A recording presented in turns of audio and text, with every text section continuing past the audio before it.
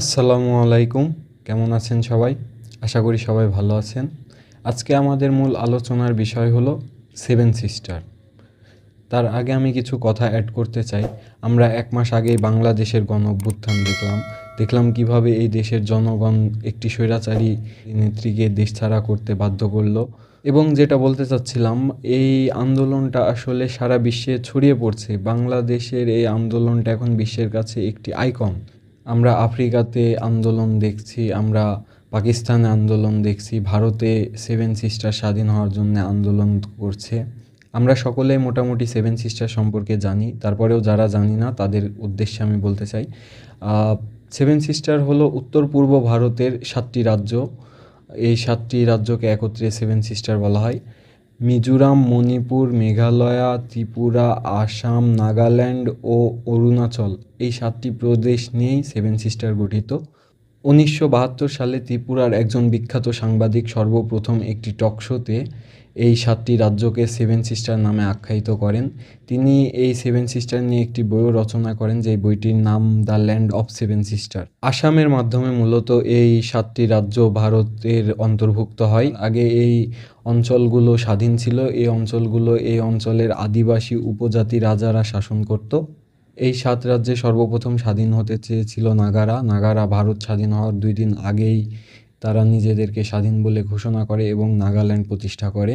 কিন্তু ভারত তাদের এই দাবি মেনে নেয়নি। এরপর নাগা ন্যাশনাল কাউন্সিল গঠিত হয়। তারা 1951 সালে একটি গণভোটের আয়োজন করেন এবং তারা জয়লাভও করেন, কিন্তু তাদের এই দাবিটাও মেনে নেওয়া হয় না। ভারত তাদের ওপর দমন নীতি প্রয়োগ করে এবং তাদেরকে দমিয়ে রাখে ভারত সেনাবাহিনী দ্বারা। 1979 সালে আসামে উলফা নামের একটি সংগঠন খোলা হয়, যেটির পুরো নাম United liberation front of Assam. তারা মূলত আসামকে স্বাধীন করার উদ্দেশ্যে বা স্বাধীন করার লক্ষ্যে তারা তাদের যাত্রা শুরু করেন। ভারত সরকার সবসময়ই এই আন্দোলনকে কড়াভাবে জবাব দিয়েছে এবং আন্দোলনকে দমিয়ে রেখেছে। এর জন্যে আরও বিভিন্ন রকমের স্বাধীনতাকামী সংগঠনের সৃষ্টি হয়। এই সংগঠনগুলোর মধ্যে Arunachal dragon force, national liberation front of Arunachal, Meghalaya Garo national council, Manipur United liberation board, people liberation army, Manipur liberation army, Mizoram national front, national liberation front of Tripura. তারা নিজেদের দাবি নিয়ে সক্রিয়ভাবে তাদের কার্যক্রম পরিচালনা করছে এবং এই ধরনের সংগঠনকে সমস্ত সাহায্য সহযোগিতা করে চীন তাদের অস্ত্র থেকে শুরু করে সামরিক ট্রেনিং পর্যন্ত তারা দেয়। তো আসলে সেভেন সিস্টার বা এই 7টি রাজ্য স্বাধীন কেন হতে চায়? আসলে আমরা যদি ভারতের অর্থনীতির দিকে তাকাই, তাহলে এই 7টি রাজ্য হলো প্রাকৃতিক সম্পদে পরিপূর্ণ এবং এই অঞ্চল থেকে ভারত সরকার যা আয় করে তার খুবই নগণ্য পরিমাণ এই অঞ্চলে উন্নয়নের জন্য ব্যবহার করে। তারপরেও এই অঞ্চলে যেই উন্নয়নমূলক কাজগুলো হয় সেখানেও বড় পর্যায়ের জায়গাগুলোতে এখানকার সংখ্যাগরিষ্ঠ কিছু হিন্দু সম্প্রদায়ের মানুষ সেখানে কাজ করে এবং এখানকার আদিবাসী বা উপজাতি মানুষ যেগুলো আছে, এখানকার স্থানীয় মানুষ, তারা বিভিন্ন ধরনের সব সুযোগ সুবিধা থেকে বঞ্চিত থাকে। তো এই অঞ্চলের বেশিরভাগ মানুষই আদিবাসী এবং উপজাতি। অল্প কিছু হিন্দু সম্প্রদায়ের মানুষ থাকে এবং তারাই সমস্ত সুযোগ ভোগ করে থাকে, যার জন্যই আসলে এরা স্বাধীনতা চায়।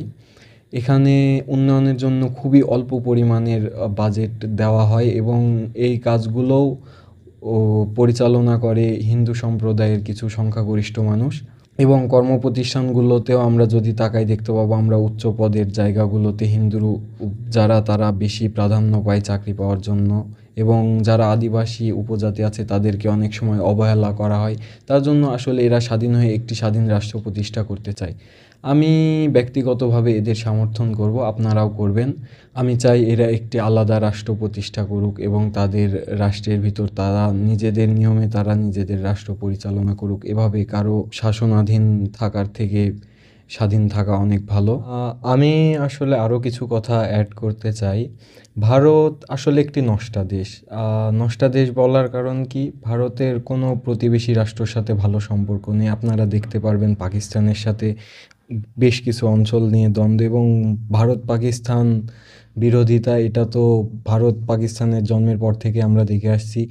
চীনের সাথেও ইন্ডিয়ার অনেক অঞ্চল নিয়ে অনেক বিবাদ আছে।